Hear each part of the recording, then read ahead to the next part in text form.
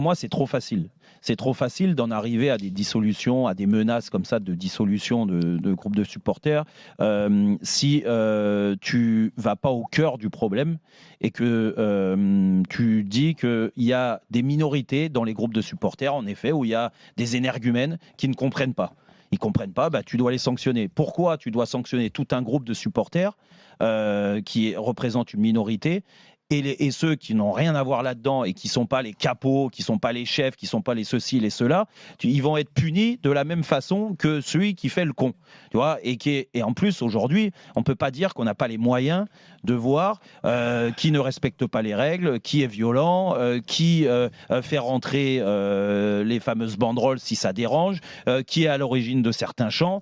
Tu vois, donc c'est très simple aujourd'hui et c'est assez simple parce qu'ils doivent tous pointer, tous les clubs connaissent. Si tu dissous comme ça un groupe, 2 groupes, 3 groupes, 4 groupes, là il y en a 9 qui sont menacés. Si les 9 ils arrivent à les dissoudre, je peux te dire que ça va jouer sur l'ambiance et pour moi, on va perdre une grande partie du spectacle. Alors déjà qu'on souffre, mais pour moi, c'est pas la solution et qu'il y a des étapes à passer. Mais en effet, et je finis là-dessus, il y a des générations, on a changé, la société a changé, c'est comme ça, il y a des choses qu'on acceptait il y a une dizaine d'années qu'on n'accepte plus aujourd'hui, mais il faut un certain temps pour l'expliquer. Expliquer aux gens en question qui font le spectacle, qui font de l'humour, qui font ceci. Aujourd'hui, ils sont peut-être pas dans le vrai, mais il y a en quelque sorte laisser la chance au produit quand même. Laisser la chance aux gens d'évoluer. Du gars. Alors écoute, moi je comprends les groupes de supporters qui estiment que c'est des épiphénomènes avec une absence totale de volonté d'identifier individuellement les quelques personnes qui créent les incidents. Voilà, ils ont l'impression de prendre tous pour une minorité et pour un petit nombre qui n'avait pas identifié. Ils reprochent au gouvernement et au ministère de ne pas faire cet effort-là d'aller chercher individuellement les cas. Je l'entends, je comprends. Je comprends leur colère et je comprends leur envie. Maintenant, moi je pense que Marie Barsac, la ministre des Sports, est un interlocuteur crédible. Voilà, moi je pense que c'est quelqu'un d'ouvert, c'est quelqu'un d'intelligent, c'est quelqu'un qui a un parcours, c'est un juriste déjà, c'est quelqu'un qui a un parcours intéressant. Moi je suis sûr que cette dame, elle est à l'écoute. Elle l'a dit d'ailleurs dans l'équipe, elle dit distinguer les ultras des hooligans. Bien évidemment qu'il faut faire la différence entre tout ça. Voilà. Alors après, Jérôme, dire que c'est facile pour le gouvernement de dissoudre, c'est faux.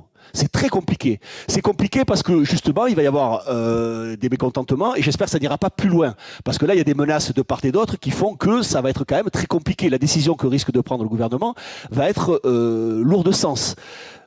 Pourquoi elle est prise cette décision? Parce que Jérôme, ça fait 30 ans. Et quand je t'écoute encore que tu m'expliques qu'il faut du temps, mais du temps pourquoi?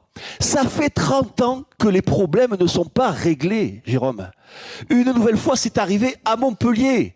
À Montpellier, il y a encore eu des débordements. Ça fait, et je les vois, les groupes de supporters aussi, comme ils font. Ils se disent, le gouvernement et le ministère des Sports, ils changent tous les 2 ans, tous les 3 ans, tous les 6 mois, tous les 4 ans, tous les 5 ans. Ça change tout le temps. Donc à chaque fois, c'est reculé. C'est-à-dire que ça donne un peu à manger d'un côté, et puis ça reprend de l'autre. C'est-à-dire que les groupes de supporters, qu'est-ce qu'ils ont véritablement changé? S'ils ont vraiment envie de ne pas être dissous et que les choses fonctionnent et marchent droitement, qui propose quelque chose de crédible et qu'ils s'y tiennent. Aujourd'hui, on vit dans une société de l'ultra-violence. On le sait, on le voit tous les jours aux informations.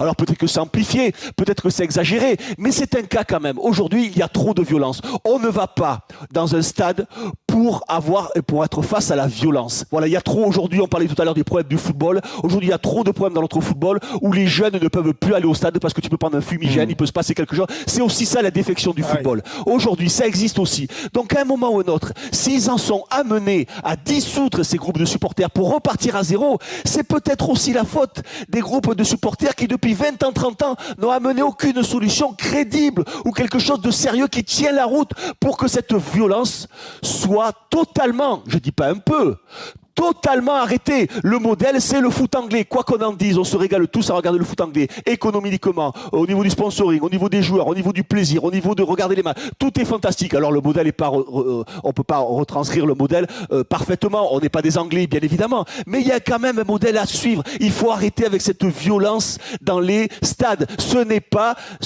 un bonheur ou un plaisir. Ce n'est pas le folklore du football. Le football, ce n'est pas ça. Arrêtons avec ce discours-là. Donc je comprends, d'un certain côté, le discours du ministère du ministère des Sports. Voilà, je les comprends qu'au bout d'un moment, il y en a marre.